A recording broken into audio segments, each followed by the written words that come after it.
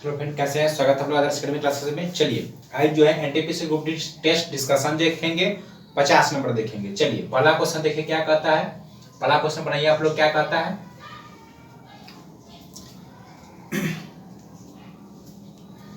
चलिए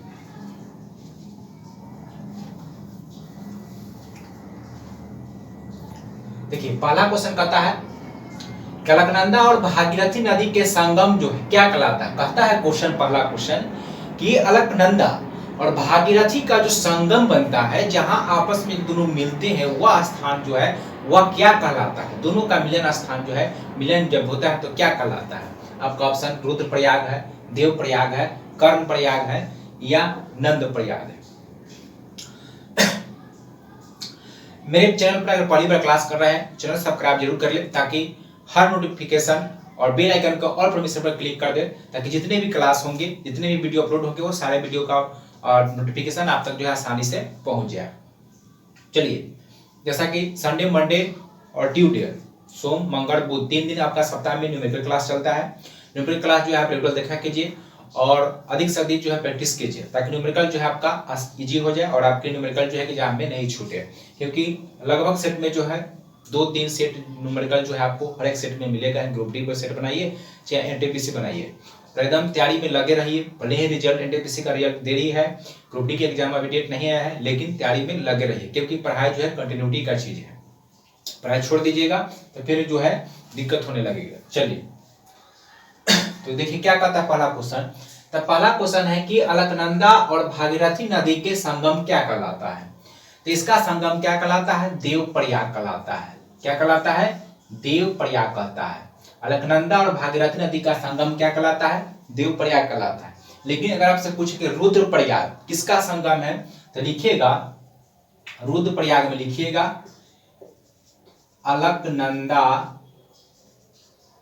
अलकनंदा प्लस मंदाकिनी।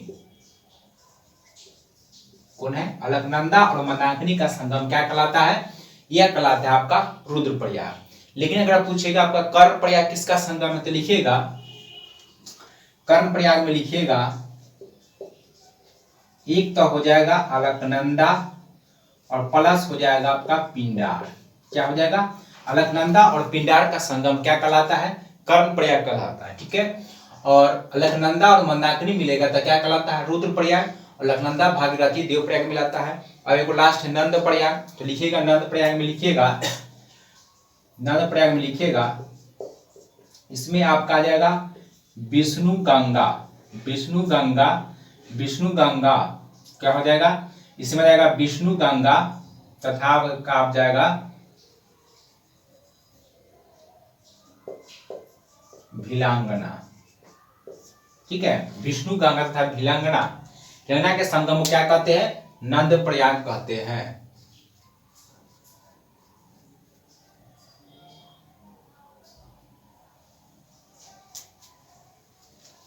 भिलांगना नहीं, अलकनंदा ही, अलकनंदा होगा। ठीक है, विष्णु गंगा प्लस अलकनंदा का जो संगम होता है वह नंदप्रयाग कहलाता है। कर्णप्रयाग पिंडार है, अलकनंदा और क्या है? पिंडार है। और रुद्रप्रयाग जो है अलकनंदा और मंदाकिनी का जो है संगम कहलाता है। चलिए नेक्स्ट सवाल देखिए। नेक्स्ट सवाल, दूसरा सवाल बनाइए, क्या कहता है। दूसरा सवाल कहता है निम्न समूहों में से कौन सा पूर्व से पश्चिम की ओर, क्या कह रहा है? पूर्व से पश्चिम की ओर पर्वतों का सही क्रम क्या है। चलिए आप लोग कोशिश कीजिए तो इसका आंसर क्या होगा। आप लोग बनाइए तो इसका आंसर क्या हो जाएगा।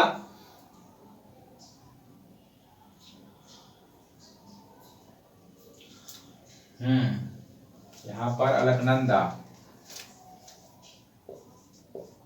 मंदाकिनी हो जाएगा, इसको चेंज कर लीजिएगा। विष्णु गंगा प्लस मंदाकिनी का जो सम्मिलन स्थान हुआ नंदप्रयाग कहलाता है। चलिए मंदाकिनी होगा, चेंज कर लीजिएगा। देखिए कहता है निम्न समूहों में से कौन सा पूर्व से पश्चिम की ओर, कह रहा है कि पूर्व से पश्चिम की ओर पर्वत श्रेणी का जो क्रम है वह कौन सा है। सबसे पहले आपका कंचनजंगा होगा, उसके बाद एवरेस्ट होगा, उसके बाद अन्नपूर्णा हो जाएगा, उसके बाद हो जाएगा धौलागिरी। तो आपका आंसर हो जाएगा बी। कौन हो जाएगा? कंचनजंगा, उसके बाद एवरेस्ट हो जाएगा, उसके बाद अन्नपूर्णा हो जाएगा, उसके बाद धौलागिरी आएगा। अच्छे से नोट कर लीजिएगा, परीक्षा में बार बार जो है पूछता है। पूर्व से पश्चिम की ओर क्रम पूछेगा या क्रम में सजाइए, इस तरीके से पूछेगा। तो कौन हो जाएगा? कंचनजंगा हो जाएगा, एवरेस्ट हो जाएगा, आपका अन्नपूर्णा हो जाएगा, और कौन हो जाएगा? धौलागिरी हो जाएगा। चलिए दोनों क्वेश्चन अच्छे से नोट कर लीजिएगा। चलिए देखिए तीसरा क्वेश्चन सवाल देखते हैं क्या कहता है।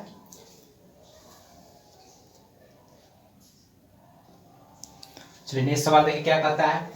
कहता है कि प्रतिध्वनि सुनने के कारण क्या है। देखिए प्रतिध्वनि हम सुनते हैं, ठीक है, प्रतिध्वनि सुनते हैं, या कुएं में बोलिएगा एक बार तो दोबारा सुनाई देखेगा, या गुंजहीन हॉल है तो उसमें एक बार सवाल बोलिएगा कोई आवाज, या किसी तरीके का, या माइक से बोलिए तो वही आवाज आपका कुछ सेकंड बाद दोबारा सुनाई देगा, यानी प्रतिध्वनि सुनाई देता है। मतलब मेरी ध्वनि ही खुद जो है कुछ देर बाद सुनाई देती है। तो प्रतिध्वनि सुनने के कारण क्या होता है, वहां पर ध्वनि का क्या होता है? परावर्तन होता है। क्या होता है? ध्वनि का परावर्तन होता है। तो आंसर हो जाएगा बी नंबर हो जाएगा। ध्वनि का वहां क्या होता है? परावर्तन होता है। उसके बाद जो है प्रतिध्वनि जो है पुनः उसको सुनते हैं। चलिए व्यतिकरण जो है, बहुलित जो परावर्तन होता है या बुलबुला जो चमकता है वो किसके कारण होता है? व्यतिकरण के कारण होता है। चलिए नेक्स्ट सवाल देखिए क्या कहता है। नेक्स्ट सवाल है शक्ति का बीमा क्या है? बनाइए तो। कहता है कि निम्न में से कौन जो है शक्ति का बीमा है। तो देखिए Ml2T-2 जो है ये किसका बीमा है? तो नोट कीजिएगा यह कार्य का बीमा है। किसका बीमा है? कार्य का बीमा। Ml2T-2 जो है यह किसका बीमा है? तो लिखिएगा यह जो आपको है प्लांक नियतांक प्लस कोणीय संवेग दोनों का बीमा क्या होता है? Ml2T-2 होता है। प्लांक नियतांक का और कोणीय संवेग का बीमा होता है। ठीक है, कार्य का बीमा Ml2T-2 बीमा काफी पूछता है, इसे नोट कर लीजिएगा अच्छे से। और यह जो है गुरुत्वाकर्षण नियतांक का, यह क्या है? तो लिखिएगा गुरुत्वाकर्षण नियतांक का बीमा है। Ml-1 L3T-2 किसका बीमा है? यह गुरुत्वाकर्षण नियतांक का है। ठीक है, अब बच गया Ml2T-3, यह आपका किसका बीमा है? शक्ति का बीमा है। किसका बीमा है? शक्ति का है। गुरुत्वाकर्षण नियतांक का क्या होगा? Ml-1 L3T-2 होता है। प्लांक नियतांक का पूछे या कोणीय संवेग का पूछे Ml2T-2 होता है, और कार्य का Ml2T-2 होता है। ये सारे बीमा जो है अच्छे से नोट कर लीजिएगा, परीक्षा में जो है बार बार जो है यह पूछता है। Ml2T- प्लांक नियतांक का Ml2T-1 होता है। चलिए नोट कर लीजिएगा Ml2T- चलिए नोट कर लीजिए। नेक्स्ट सवाल देखते हैं।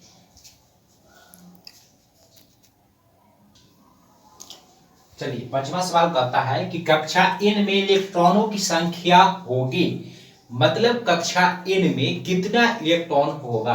तो देखिए किसी भी कक्षा में इलेक्ट्रॉनों की संख्या निकालने के लिए फॉर्मूला होता है 2n²। कितना होता है? 2n²। तो कक्षा कौन कौन सा है? k हो गया, l हो गया, m हो गया, n हो गया, k l m n o, इस तरीके से है। देखिए 1 2 3 चौथा कक्षा है, तो 2 × 4 के स्क्वायर, तो 2 गुने हो जाएगा 16। कितना हो जाएगा? 32 इलेक्ट्रॉन। आंसर क्या हो जाएगा? सी हो जाएगा। यानी किसी भी कक्षा में इलेक्ट्रॉनों की संख्या ज्ञात करने के लिए कितना इलेक्ट्रॉन है उसमें, उसके लिए फॉर्मूला यूज करेंगे 2n²। यह तो हो गया कक्षा की संख्या। अब इसमें अगर आपसे पूछे उप से आपसे पूछे के में, तो इसमें होता है S P D और F। उप कक्षा की बात करें या तो कक्षा की बात हो गया, लेकिन अगर उप कक्षा की बात करें तो SPDF यह जो है आपका उप कक्षा है। S में कितने इलेक्ट्रॉन डाल सकते हैं? नोट कीजिएगा, S में 2 इलेक्ट्रॉन डाल सकते हैं, P में कितने इलेक्ट्रॉन डाल सकते हैं? 6 इलेक्ट्रॉन डाल सकते हैं, D में कितने डाल सकते हैं? 10 इलेक्ट्रॉन, और F में इलेक्ट्रॉन की संख्या कितना होगी? 14 हो जाएगी। तो S में इलेक्ट्रॉन पूछेगा कि उप सेल में, F में पूछेगा कितना? 14, D में 10, P में कितना? 6, S में कितना? 2। यह सब सेल है, नोट कर लीजिएगा। और इन कक्षा में कितना हो गया? 32 हो गया। फॉर्मूला याद रखिएगा 2n² होता है, किसी भी कक्षा में इलेक्ट्रॉनों की संख्या निकालने के सूत्र होता है। चलिए नेक्स्ट सवाल देखिए क्या कहता है, यह बार परीक्षा में पूछता है, नोट कर लीजिएगा।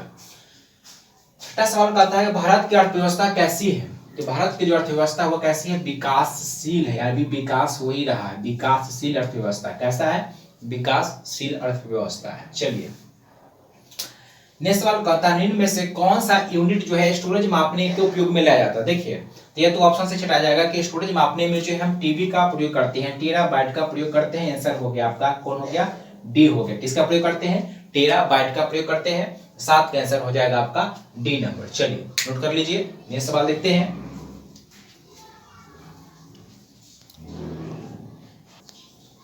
चलिए नेक्स्ट सवाल देखिए क्या कहता है। नेक्स्ट सवाल 8वां कहता है कि अम्लीय ऑक्साइड को पहचाने, मतलब इनमें से कौन जो है अम्लीय ऑक्साइड, खूब पूछता है। अम्लीय ऑक्साइड पूछेगा, क्षारीय ऑक्साइड पूछेगा, या पूछेगा इनमें से कौन जो है उभयधर्मी है। तो सारे परीक्षा नोट कर लीजिएगा, परीक्षा में बार बार पूछता है और बहुत बच्चे कंफ्यूजन भी होते हैं और लगभग बच्चे गलती ही मारते हैं। देखिए तो अम्लीय ऑक्साइड को पहचानना, तो देखिए CO2 है, NO2 है, SO2, ये सभी के सभी क्या है, ये सभी के सभी जो है अम्लीय ऑक्साइड के उदाहरण है, अम्लीय ऑक्साइड है, ध्यान दीजिएगा। नोट कीजिएगा क्षारीय ऑक्साइड की बात करते हैं तो नोट कीजिएगा क्षारीय ऑक्साइड परीक्षा में खूब पूछता है, लिखिएगा Na2O, CaO, CuO और FeO, यह सभी क्या है, यह सभी क्षारीय ऑक्साइड है। कौन कौन है, Na2O, CaO, CuO और FeO, ठीक है, यह सभी के सभी क्षारीय ऑक्साइड है। परीक्षा में यही में से कोई एक ऑप्शन देगा, नोट कर लीजिएगा अच्छे से। और एक और नोट कीजिएगा, अगर आपसे पूछे उभयधर्मी तो नोट कीजिएगा, नेक्स्ट लिखिएगा उभयधर्मी ऑक्साइड, यह भी पूछता है। उभयधर्मी ऑक्साइड जो है कौन कौन सा था, लिखिएगा उभयधर्मी ऑक्साइड के बारे में लिखिएगा। एक तो हो जाएगा ZNO, उसके बाद लिखिएगा BeO, उसके बाद लिखिएगा Sb2O3, उसके लिखिएगा Cr2O3, उसके बाद PbO हो गया, उसका लिखिएगा PbO2, उसके बाद H2O, क्या है, H2O। यह सभी के सभी जो है उभयधर्मी ऑक्साइड है। PbO2 हो गया, PbO हो जाएगा, Cr2O3 हो जाएगा, ये सभी के सभी क्या है, उभयधर्मी ऑक्साइड है। और लास्ट में है H2O, ये सभी के सभी उभयधर्मी ऑक्साइड है। परीक्षा में खूब पूछता है, तो सारे नोट कर लीजिएगा अच्छे से ताकि एग्जाम में क्वेश्चन नहीं छूटे। तो अम्लीय ऑक्साइड का उदाहरण CO2, NO2, SO2, ये सभी जो अम्लीय ऑक्साइड का उदाहरण है। और क्षारीय ऑक्साइड भी लिख लीजिएगा, उभयधर्मी ऑक्साइड भी लिख लीजिएगा। चलिए कहता है चेचक से प्रभावित होता है। देखिए चेचक से प्रभावित होने वाला अंग जो होता है वह पूरे शरीर प्रभावित होता है। कौन सा प्रभावित होता है, चेचक से पूरा शरीर जो है चेचक से प्रभावित होता है। बात करें तंत्रिका तंत्र तो लिखिएगा पोलियो से, किससे, पोलियो से तंत्रिका तंत्र प्रभावित होता है। किससे, पोलियो से प्रभावित होता है। उसके बाद प्रोटोइड लाल ग्रंथि जो है किससे प्राप्त होता है, गलसुआ जो हो जाता है, गलसुआ रोग जो हो जाता है गला में सूज जाता है, फूल जाता है, तो वह जो है प्रोटोइड लाल ग्रंथि जो है प्रभावित होता है। बात करते हैं प्रतिरक्षी तंत्र को, तो प्रतिरक्षा तंत्र जो होता है, मानव का जो प्रतिरक्षा तंत्र होता है, यह एड्स के द्वारा प्रभावित होता है। कौन सी बीमारी के द्वारा होता है, एड्स की बीमारी अगर हो जाएगी तो शरीर का प्रतिरक्षा तंत्र को ही जो है क्या कर देता है, कमजोर कर देता है। बहुत खतरनाक बीमारी है, तो सारे पर नोट कर लीजिएगा। तो चेचक से प्रभावित होता है, पूरा शरीर जो है प्रभावित होता है, गोल गोल जो है दाना हो जाता है। चलिए नोट कर लीजिए, नेक्स्ट सवाल देखते हैं।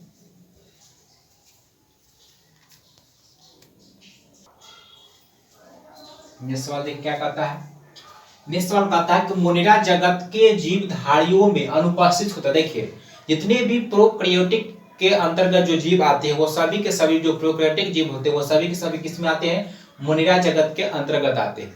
और जो मोनिरा जगत के अंतर्गत आते हैं उनमें आपके गोल्जी काय, लाइसोसोम, माइटोकॉन्ड्रिया और केंद्रक जो है नहीं पाया जाता है, यानी अनुपस्थित होता है। क्या होता है, अनुपस्थित होता है। आंसर हो जाएगा, क्या हो जाएगा, डी। और मोनिरा जगत में जो प्रकाश संश्लेषण की जो क्रिया होती है वो उसमें लिखेगा, मोनिरा जगत के जो जीव होते हैं उसमें प्रकाश संश्लेषण या पौधे में प्रकाश संश्लेषण की जो क्रिया होती है, नोट कीजिएगा, प्रकाश संश्लेषण की प्रक्रिया कहाँ होती है, थाइलाकाइड, ठीक है। यह थाइलोकाइड नामक स्थान में, थाइलोकाइड नामक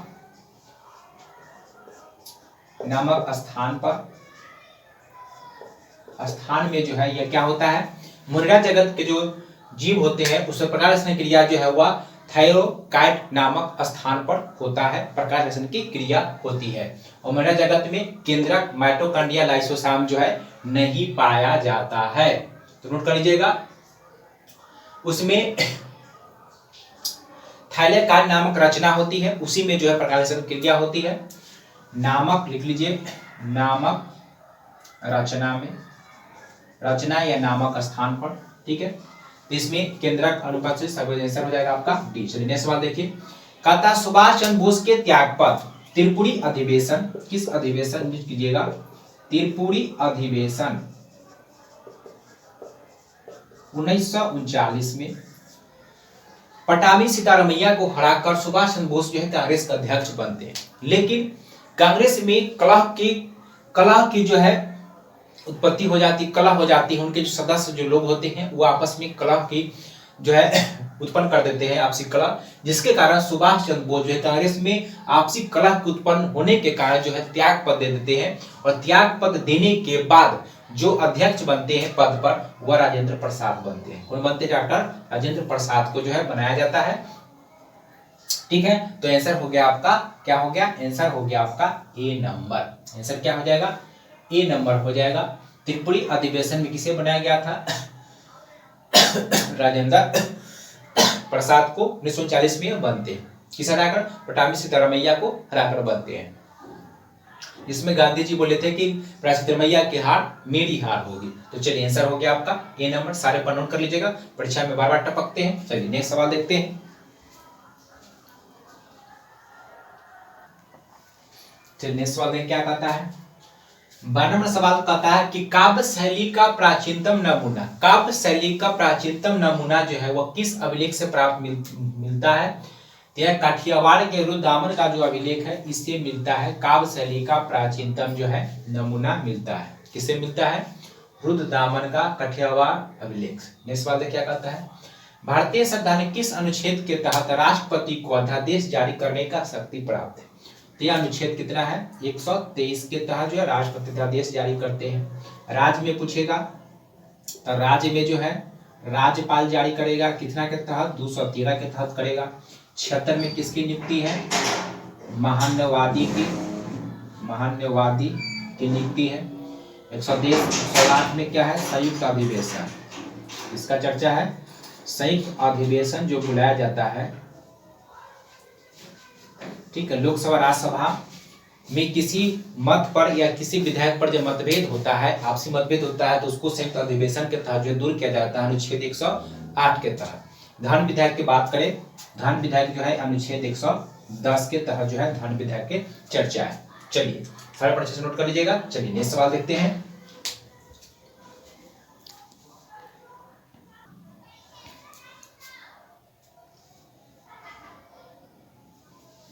चलिए नेक्स्ट सवाल देखिए। 14 में क्या कहता है?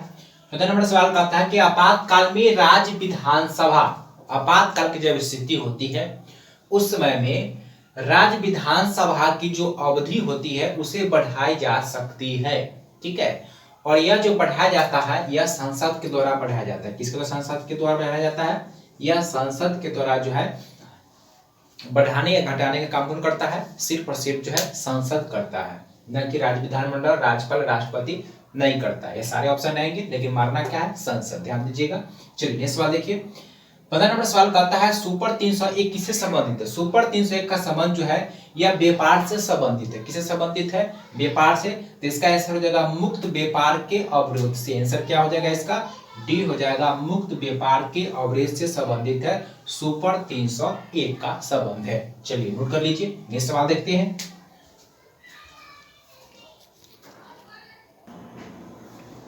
चलिए 16 नंबर सवाल देख क्या कहता है। 16 नंबर सवाल कहता है कि भोजशाला मंदिर की अधिष्ठात्री देवी कौन है? भोजशाला के जो मंदिर है, ये लिखिएगा, यह एमपी के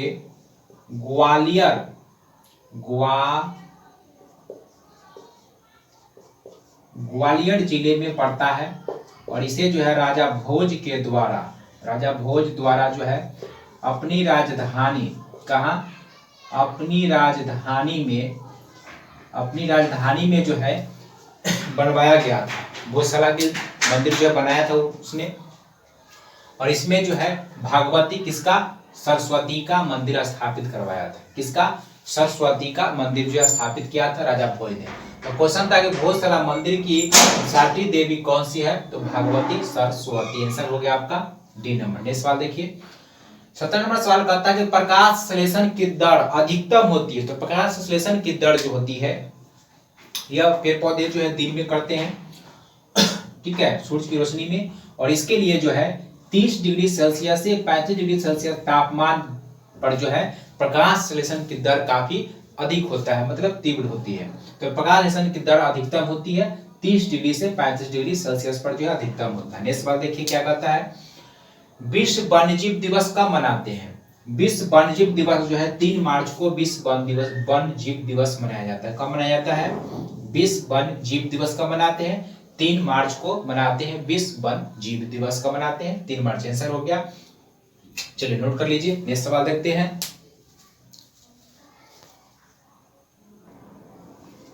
चलिए नेक्स्ट सवाल देखिए, कहता है पुस्तक name of the women. Name of the women पुस्तक का लेखक कौन है, तो इसका लेखक कौन है, इसके लेखक जो है जीत थाइल, इसके द्वारा लिखा गया है, जीत थाइल के द्वारा जो है लिखा गया। सुरेश रैना के पुस्तक कौन है, तो लिखिएगा बिलीव। बिलीव किसका पुस्तक है, सुरेश रैना के पुस्तक। कौन सा पुस्तक है, बिलीव जो है सुरेश रैना के द्वारा जो लिखा गया। उसके बाद नेहा सिन्हा के पुस्तक कौन सा, तो लिखिएगा नेहा सिन्हा का पुस्तक जो है वो कौन सा है, build and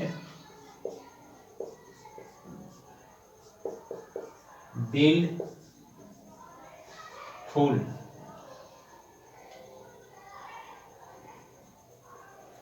build and build full किसका लेखक है, नेहा सिन्हा का, ठीक है।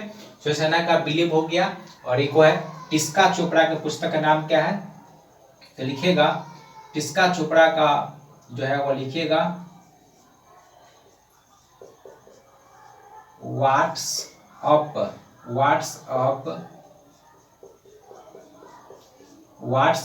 विथ मी, ठीक है। व्हाट्सअप विथ मी किसका पुस्तक है, यह टिस्का चोपड़ा का, ठीक है। बिल एंड बिल फुल किसका है, यह पुस्तक जो है नेहा सिन्हा का है। सुरेश रैना का क्या है, बिलीवर।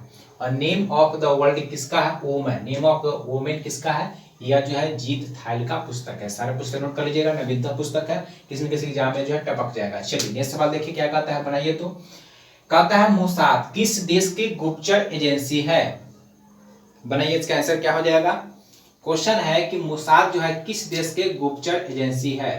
तो देखिए बात करते हैं मोसाद का। पहला ऑप्शन क्या है, पहला ऑप्शन जो है मिस्र है। मिस्र में लिखिएगा मुखबरात। मुखबरात कहाँ का है, मुखबरात।